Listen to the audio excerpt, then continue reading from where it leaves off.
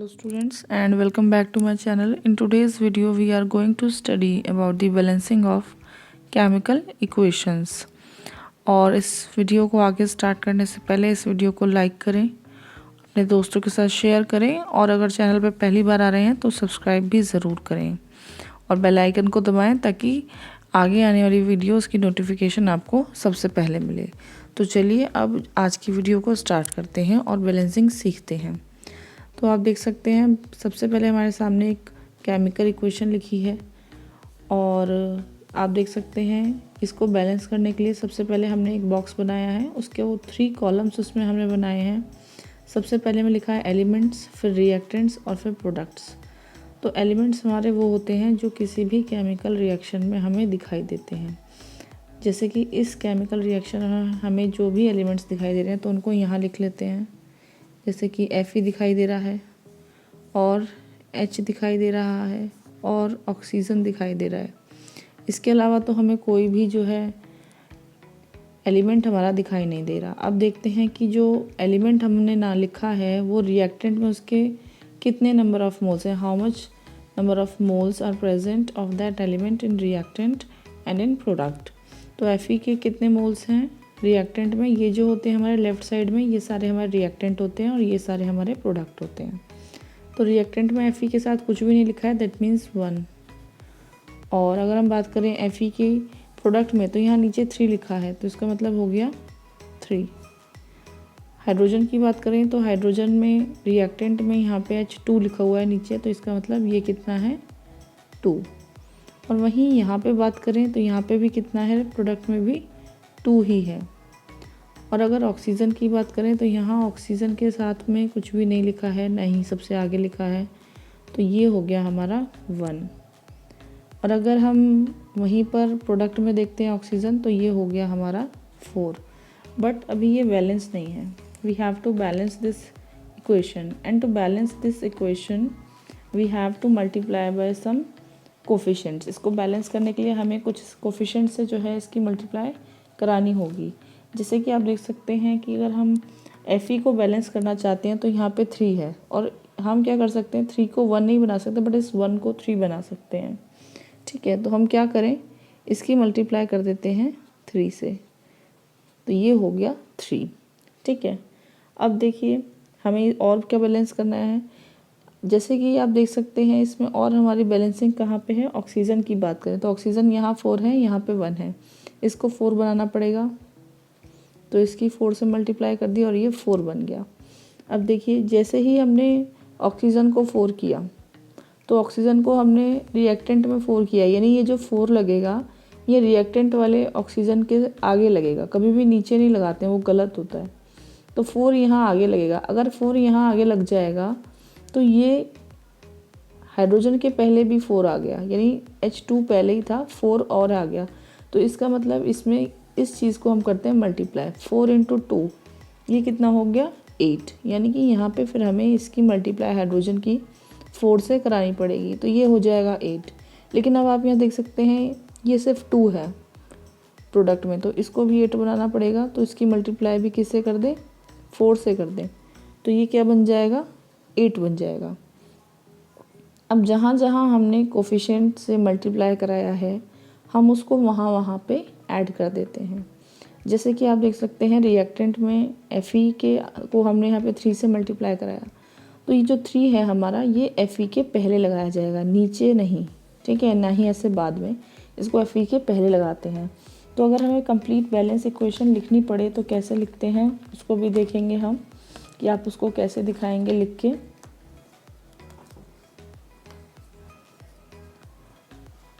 सबसे पहले जो इक्वेशन दी है उसी को लिख लीजिए, Fe + H2O gives Fe3O4 + H2। अब जहाँ जहाँ कोफिशिएंट लगे हैं, जैसे Fe की 3 से मल्टीप्लाई करी तो उसके आगे 3 लिख दिया।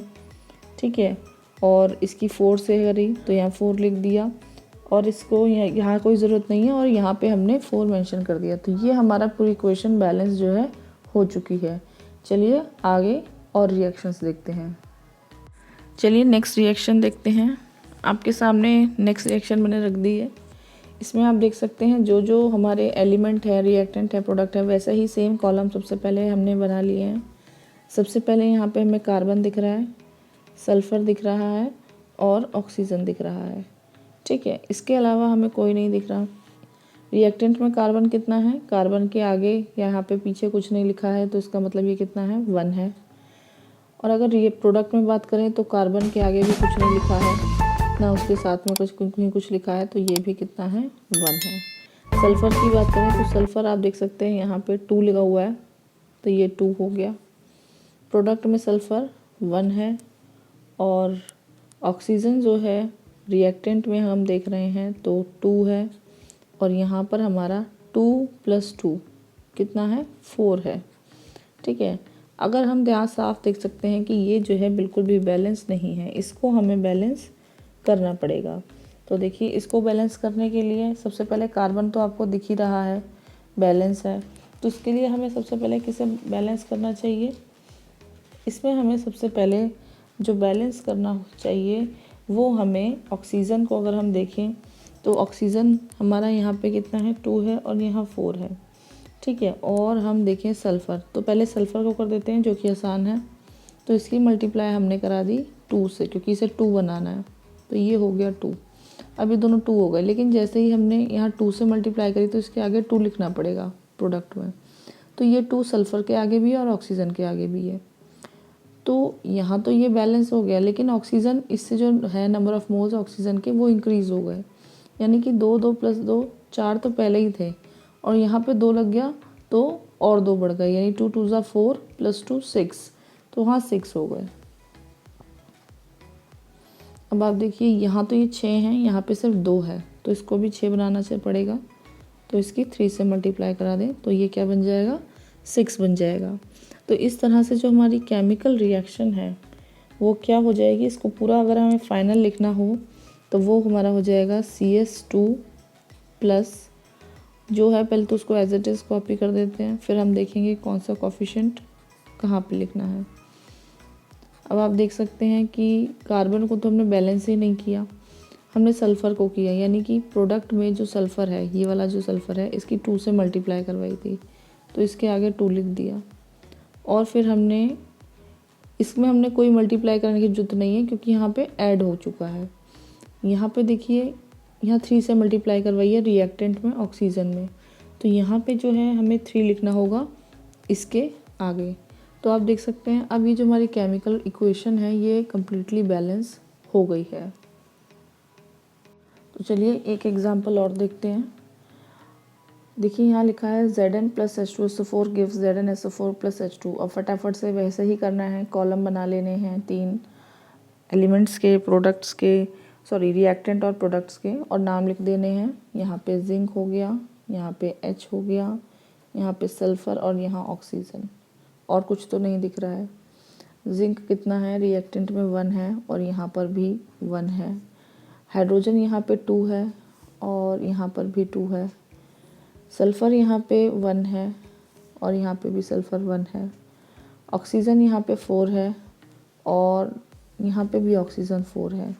देखें तो 1 1 2 2 1 1 4 4, यानी कि यहाँ पे हमें बैलेंस करने की ज़रूरत नहीं पड़ी।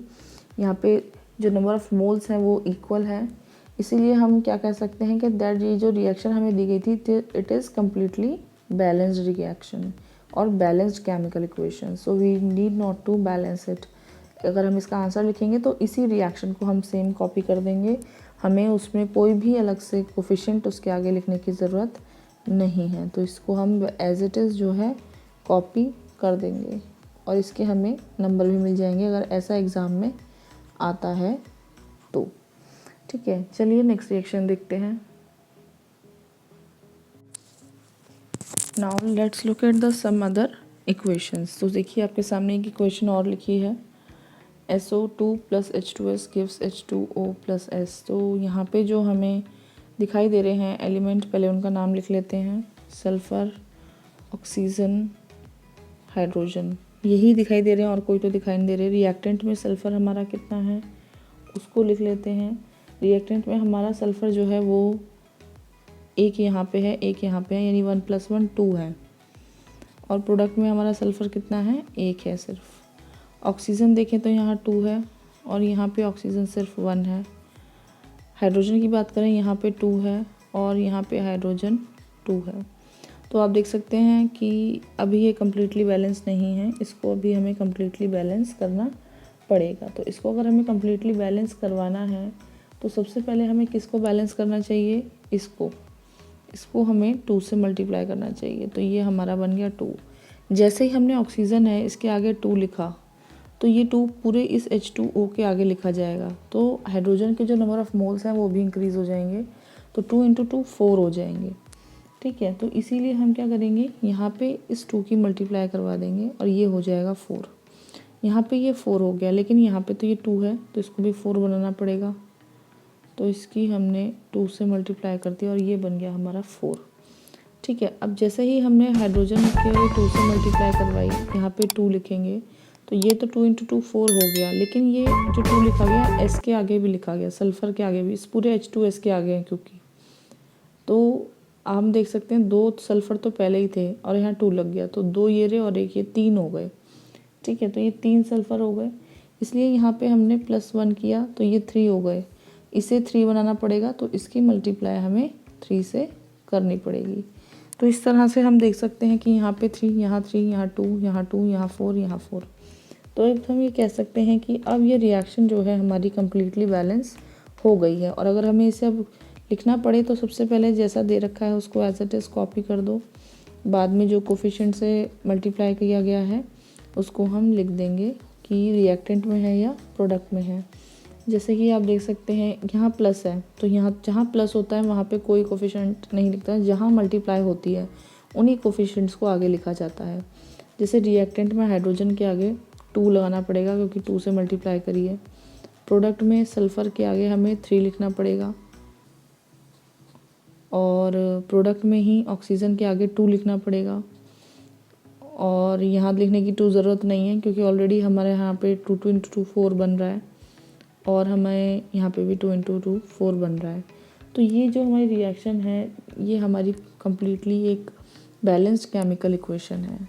तो चलिए नेक्स्ट रिएक्शन भी देखते हैं। अब आप जो है वीडियो पॉज करके ट्राई करिए कि क्या अब आप जो है केमिकल इक्वेशंस को खुद से बैलेंस कर पा रहे हैं या नहीं कर पा रहे।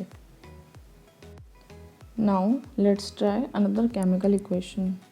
Right all the elements present in the given chemical equation. तो यहाँ पर आप उसको मेंशन कर लेंगे। इसके अलावा तो मुझे कोई दिखाई नहीं दे रहा है।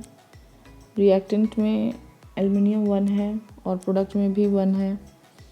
हाइड्रोजन की बात करें तो वो 1 है और प्रोडक्ट में वो 2 है, दिखाई दे रहा है आपको।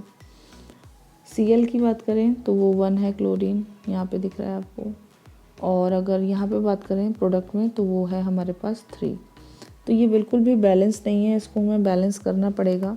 और इसको बैलेंस करने के लिए अगर आप देखिए यहाँ पे लिखा है 3, अगर हम उसकी यहाँ पर 3 से मल्टीप्लाई करवा दें Cl 3 हो जाएगा, लेकिन जैसे ही हम यहाँ 3 लिखेंगे तो ये पूरा HCl के आगे 3 लिखा जाएगा, तब ये हाइड्रोजन जो है ये भी हमारा क्या हो जाएगा, एक तरह से 3 हो जाएंगे। तो हमें यहाँ पे 3 बनाने हैं, फिर वहाँ पे हमें यहाँ 2 ऑलरेडी हैं, 3 बनाने पड़ेंगे। 2 से 3 नहीं बना सकते।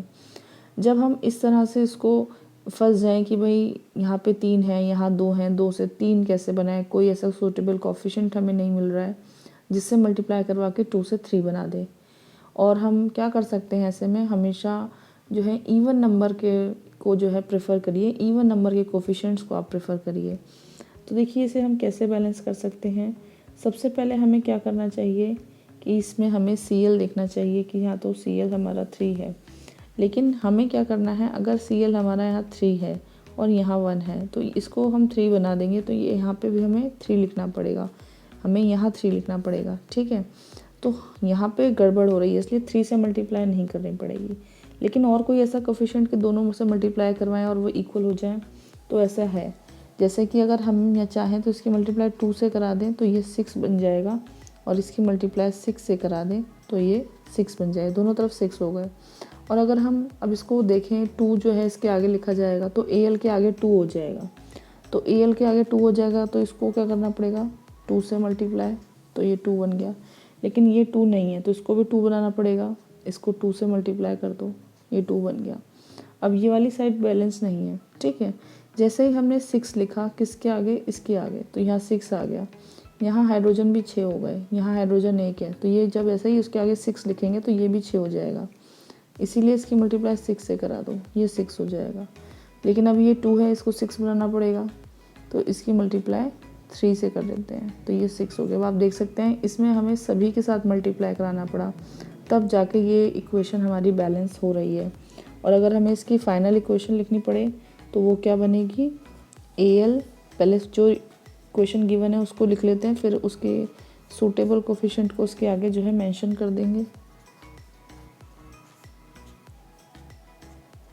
तो आप देख सकते हैं AL की हमने यहाँ मल्टीप्लाई 2 से करी, तो इसके आगे 2 आ गया, क्योंकि रिएक्टेंट वाला है तो रिएक्टेंट के आगे।